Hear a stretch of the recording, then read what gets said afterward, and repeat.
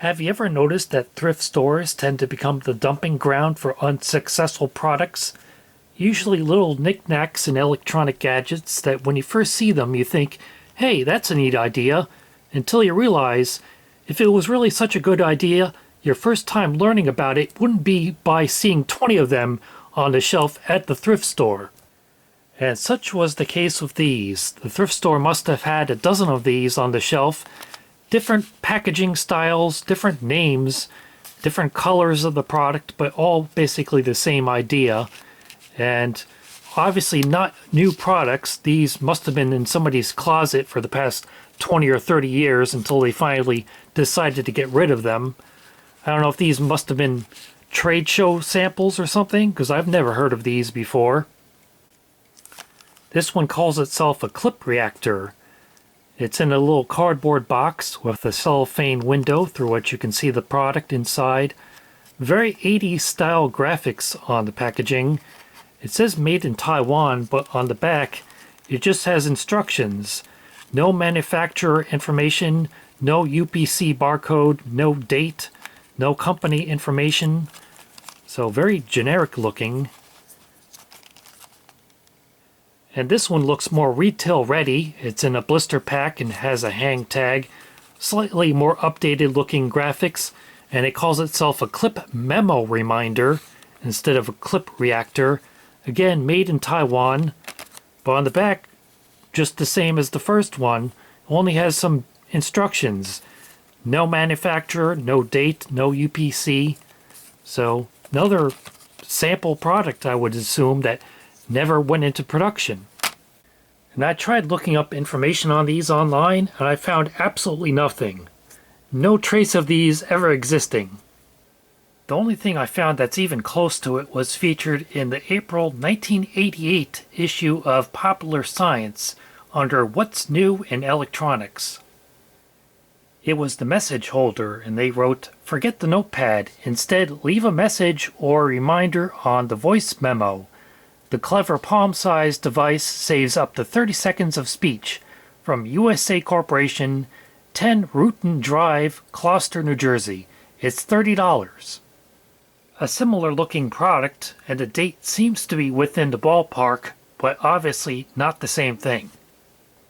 Because according to the provided instructions, the clip memo reminder, or clip reactor, take your pick of which name you prefer, does not record anything. It says Instruction Manual of MemoMinder. That's actually a third name for it. Simply slide memo papers into the backside clip of MemoMinder, then automatically the LED flashes and the buzzer beeps.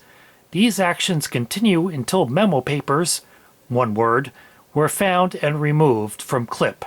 Pressing top of clip could help papers sliding in.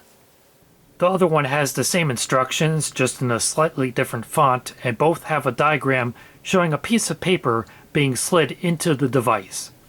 Their command of the English language was pretty good until we get to the operation for battery exchange. It says, turn to backside of MemoMinder. Slide a name card into clip to avoid scratching the sensor switch. Place thumb on magnet bar. Quote, press down and push upward, unquote, to release the battery cover. The battery size is AG13 or LR44.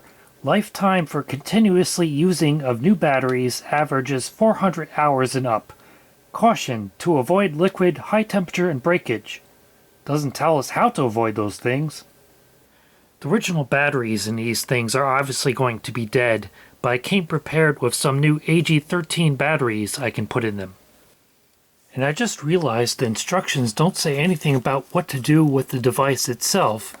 Presumably you'd hang it up somewhere where your family members or roommates or coworkers would be likely to find a note you want to leave for them, but it doesn't say how.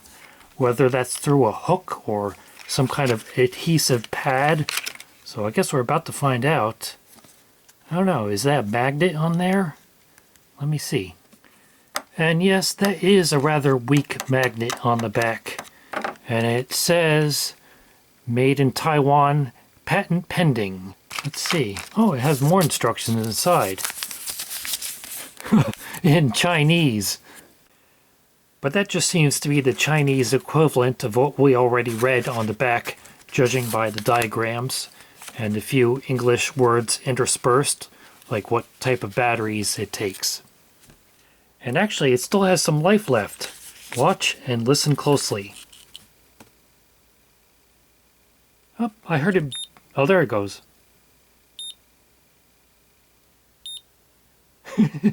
Is that all it does?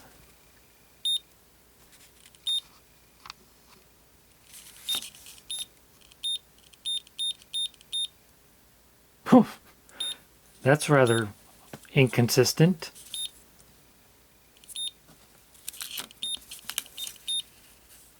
Oh, I guess it's dirty contacts on that switch. That's why it's operating erratically. But that's all it does. It just beeps and flashes the red LED to remind somebody that you've left a note in it.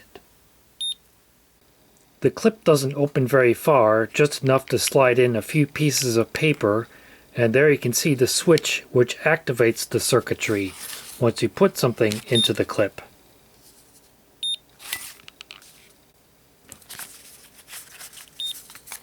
And when I put my thumb on the magnet bar to open up the battery cover, you can see it actually takes 2 batteries. Greedy little thing. But according to my battery tester, they're both still good. So no need to replace these batteries. They test okay. And of course you want to see what's inside, so after removing one screw and carefully prying open the case, here it is. Just has the battery contacts, the LED, the switch, the piezo beeper, and one blob chip running everything. With some rather sketchy looking wiring. It almost looks like what you see on a ferrite bar AM radio antenna. I don't know why it's all jumbled up like that. But that's it. Nothing really to see. Now it's back together and still working on its original batteries. Now let's try the other one, see if this one also works. The beige one has the same magnetic holder on the back and also says patent pending, made in Taiwan, but it did not come with the Chinese instruction sheet and it does not seem to work. So this one has dead batteries. And yep, with all that green corrosion on the batteries and the battery terminal, it's no surprise they're totally dead. And it's the same basic idea inside this one, except without all that loose wire connecting the circuitry to the piezo beeper. Well, unfortunately, even after cleaning the contacts and installing new batteries, the beige one still doesn't work. But you get the idea of what these devices were supposed to do. You stick in a note, and it beeps and flashes the LED constantly until someone finds it and removes the note and reads it. So that's all it does.